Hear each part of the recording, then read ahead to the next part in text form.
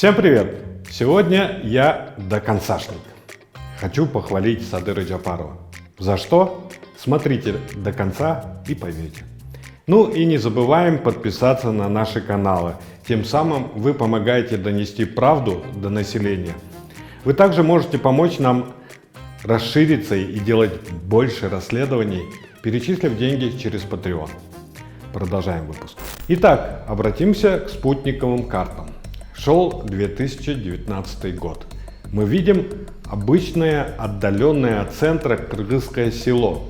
Школа и соцобъекты с крышами из простого шифера. То же самое в соседнем селе. Но вот пришел октябрь 2020 года.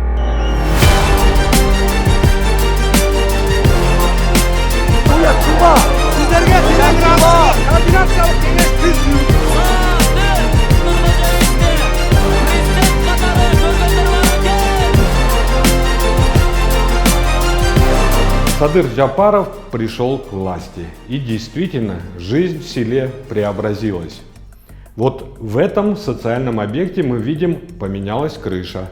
Чуть справа появилось новое здание. Опа! И футбольное поле. Спутниковое фото июньское, поэтому могли появиться еще больше преобразований. Но в соседнем селе еще больше. Смотрите, построили футбольное поле с раздевалкой. Рядом со школой два новых фундамента, то есть появится еще много школьных классов. Мечеть строится заново, то есть с приходом новой власти государство начало работать в этих двух селах.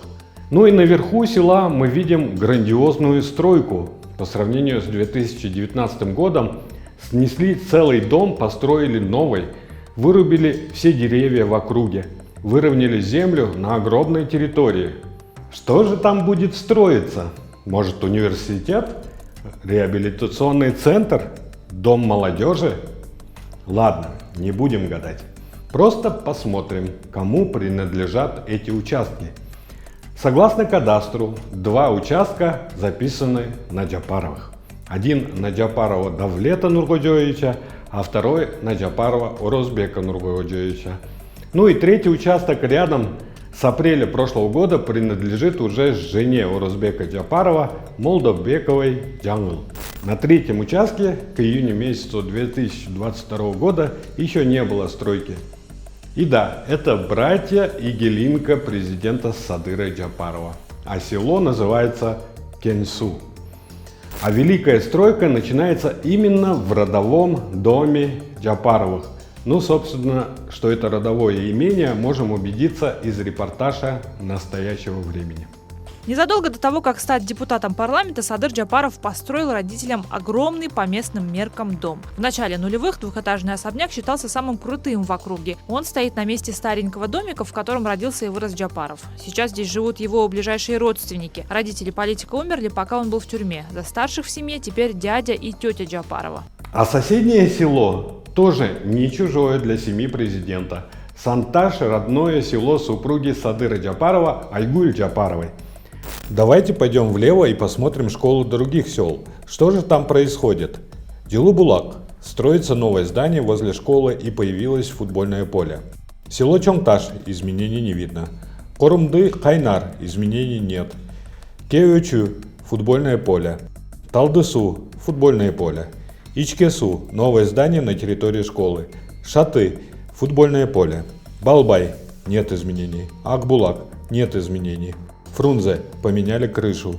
Кутургу. Без изменений. Ойбулак. Без изменений. На этом заканчивается Тюбский район и начинается Иссыкульский район. Ойтал.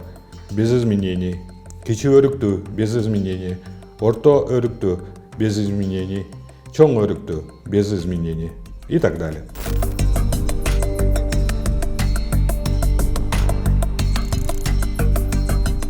А это село главы ГКМБ Камчуэка Ташиева. В Барпы построили парк. Построены на деньги семьи Ташиевых. Ни копейки не потраченные из бюджета. Глава Барпы Нурлан Сейдбеков отметил, что семья Ташиевых и ранее обращала свое внимание на условия жизни в селе, В прошлом году они заасфальтировали более 1 километра дороги, построили дома для 3 нуждающихся семей, кроме того, способствует привлечению инвестиций. Мы можем только порадоваться за эти 3 села.